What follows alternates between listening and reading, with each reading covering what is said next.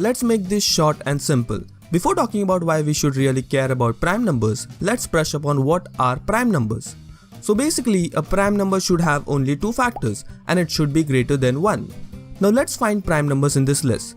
Since it should be greater than 1, we neglect 1. What about 2? 2 can be written as 2 times 1. It has two factors, so 2 is a prime number. 3 can be written as 3 times 1, so yes indeed, 3 is a prime number. Now we can write 4 as 4 times 1 and also it can be written as 2 times 2. It has 3 factors, so it is not a prime number.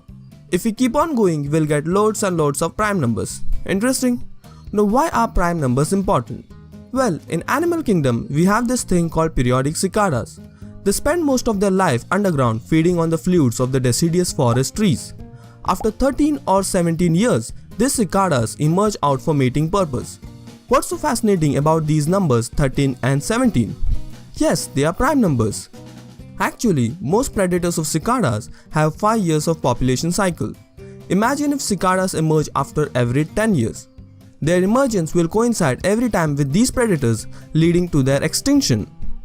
So evolution has taught them to cycle at large prime numbers, like a 17-year cicada will coincide with a 5-year predators only after 85 years. Similarly, in gas turbines, the shaft vibrates up to 5 times the speed of rotation. If we use 60 blades, the vibration of the blades will enhance the overall vibrations. So it is better to use prime numbers of blades like maybe 59.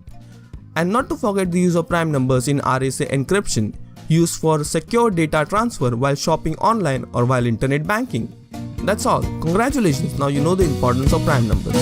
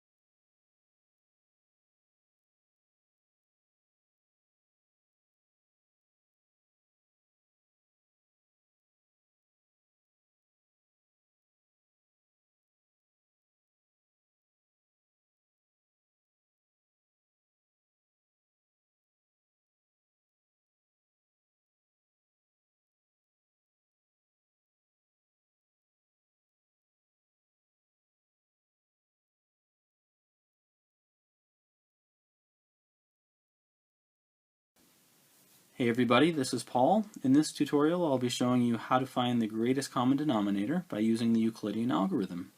So for this first example I've got the numbers 10 and 45, and the greatest common denominator is going to be the largest number that divides both 10 and 45 evenly. So in this case it's going to be the number 5, but if we couldn't see that we could use the Euclidean algorithm to find the same answer. So what we do is we take the larger of the two numbers, so in this case it's going to be 45, and then we set it equal to the smaller number times some number q plus some number r. So the q is how many times 10 goes into 45. The r is the remainder of that result. So for our case, it's going to be 45 is equal to 10 times 4 plus 5. 10 goes into 45 4 times with a remainder of 5. So the next step and all the remaining steps is we take the number that's in this position and we move it to where this number was on the left hand side. And then we take our remainder and we move it to where this number was. And we just kind of follow this pattern all the way down until we get a remainder of 0. So for our case, we're just going to get rid of the 45 and move the 10 where the 45 was. And then the 5 goes where the 10 was. So now we're asking ourselves, 5 goes into 10 how many times? 2 times with a remainder of 0. So now that we have a remainder of 0, we simply look back at the previous remainder, and this is our greatest common denominator for the original two numbers. So let's try this for this bigger example here now. So we take the larger of the two numbers, 3,768, and set that equal to 1,701, the smaller number, times some number plus some remainder. Well, 1,701 goes into 3,768 two times, with a remainder of 366. Now moving this to the left-hand side here, 1,701 is equal to 366, moving that over, times 4, and that's plus 237.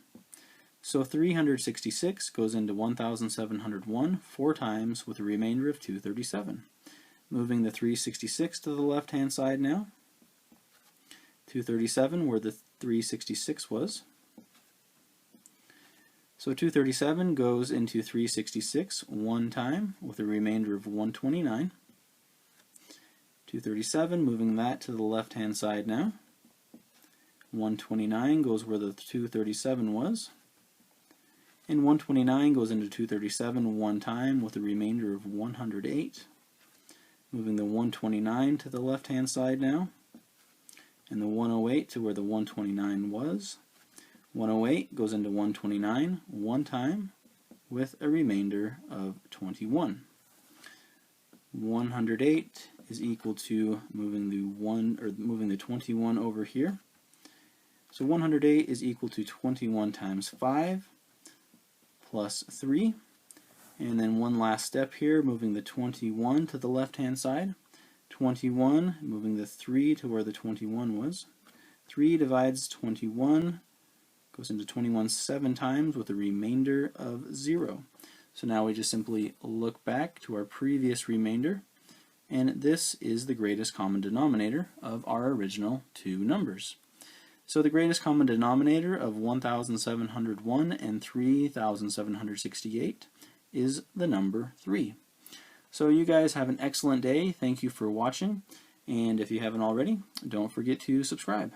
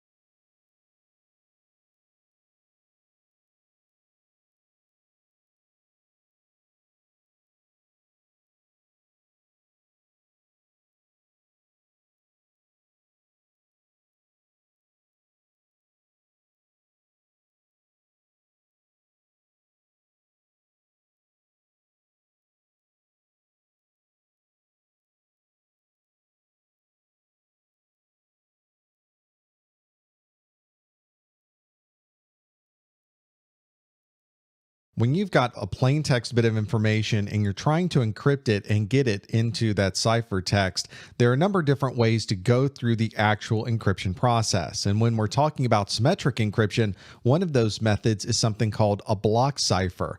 As the name implies, a block cipher is taking a fixed group of information and encrypting that fixed block all at one time. And usually these blocks are 64 bits long, they're 128 bits long, they're a size that is predetermined so that you're able to keep it the same when you're encrypting and decrypting. And in this block cipher, sometimes you'll have some text that doesn't quite fill up the block. So occasionally you will pad that data because you really do need a full block of 64 bits, 128 bits, whatever that size is, to be able to do that encryption. There are a couple of things we should keep in mind with working with some of these ciphers. One of these is something called confusion. That means that the resulting ciphertext that you get should look very different than your key. There should not be a way that you could look at the encrypted data and somehow figure out the key based on what you're seeing inside of the encrypted data. That is called confusion. That means that it's a very complex and very complicated relationship between the key and the ciphertext that is created. Another concept is one called diffusion. That means that your output should be very, very different than your input. And if you were to change just one letter of your input, your output should be dramatically different. You shouldn't have minor changes to the output when you make minor changes to the input. That diffusion means that at least 50% of the output changes if you were to change one thing inside of your input. That way you can always be assured that the output that you get, that ciphertext is going to be as complex and difficult to figure out as possible. Another type of cipher is called a stream cipher, and just as the block cipher was only used with symmetric encryption, stream ciphers are only used with symmetric encryption. The encryption is done instead of entire blocks at a time. In a stream, it's done 1 bit or 1 byte at a time. It's all being done as the data is streaming by. And this is something that can run very, very quickly. It usually uses very low hardware complexity. You don't need a lot of fancy chipsets, a lot of calculations to make this happen. So it's something that can be done very, very, very quickly as the data is streaming by. And that makes sense. If you're streaming data by very quickly, you would need to use a method that's able to keep up with that stream. One important aspect to stream ciphers is that something called the initialization vector, the IV, should never be the same when you're starting to do some of these streams. Otherwise, somebody may be able to figure out that initialization vector that you're using and the cipher and the key that's being used and apply it every time you send data across the network. So one very important part of cryptography and the way that people use stream ciphers and be able to use initialization vectors in general is to make sure your IV is always changing whenever you're using it to encrypt information.